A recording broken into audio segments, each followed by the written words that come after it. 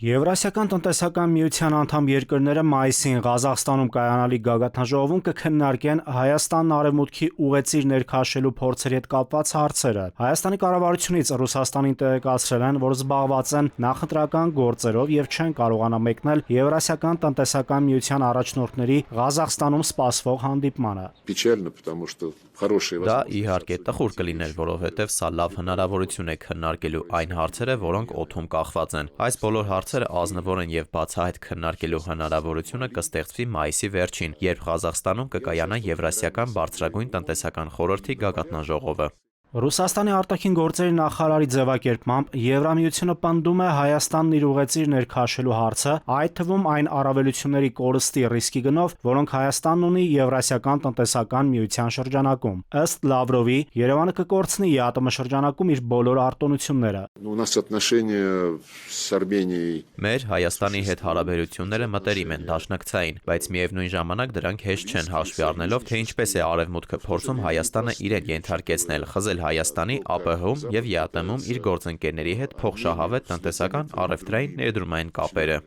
Ռուսաստանի բարձրաստիճան պաշտոնյաների Հայաստանին ուղղված զգուշացնող մեսիջներին Հայաստանից արձագանքել են փոխվարչապետի մակարդակով։ Մհեր Գրիգորյանը ռուսական լրատվամիջոցին տված հարցազրույցում հայտնել է, թե Հայաստանը հրաշալի պատկերացնում է Եվրոպական միությանը եւ Եվրասիական տնտեսական միությանը միաժամանակ անդամակցելու անհնարինությունը։ Եվ երբ նման անհրաժեշտություն հասունանա, ըստ Գրիգորյանի համապատասխան որոշումը կկայացնեն Հայաստանի քաղաքացիները։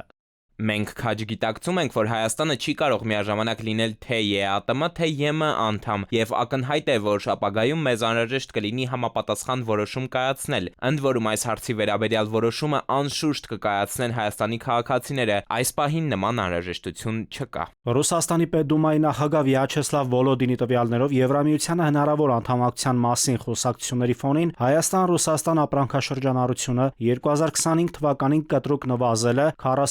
45.4%-ով, եւ այդ բացասական միտումն ըստ Վոլոդինի պահպանվում է։ Հայաստանում աշխատող եւ այնտեղ բիզնես հիմնած Ռուսաստանի քաղաքացիները սկսել են փակել ձեռնարկությունները եւ հեռանալ, ինչը կապված է ստեղծված անորոշության եւ ապագայում հնարավոր խնդիրների հետ։ Փորձագետների գնահատականներով ԵԱՏՄ-ից Հայաստանի դուրս գալը կարող է երկրին արժանալ համախառն ներքին արդյունքի 15-ից 20%-ի կորուստ, ինչը կազմում է առնվազն $5 միլիարդ։ Կորուստները ավելի շատ կլինեն եւ դրանցից ոչ բոլորն են առնչվում ֆինանսներին։ Արդեն տեսնում ենք պատմությունը վերախմբագրելու, ազգային ու ավանդական հիմքերը խարխլելու փորձեր։ Ռուսաստանի նախագահ Վլադիմիր Պուտինն էր մայիսի 9-ին հայտարարել, որ Երևանը պետք է հնարավորինս շուտ կողմնորոշվի Եվրամիությանը կամ ԵԱՏՄ-ին անդամակցության հարցում, եւ այդ դեպքում ըստ Պուտինի հնարավոր կլինի գնալ քաղաքակիրթ ապահարզանի ճանապարհով։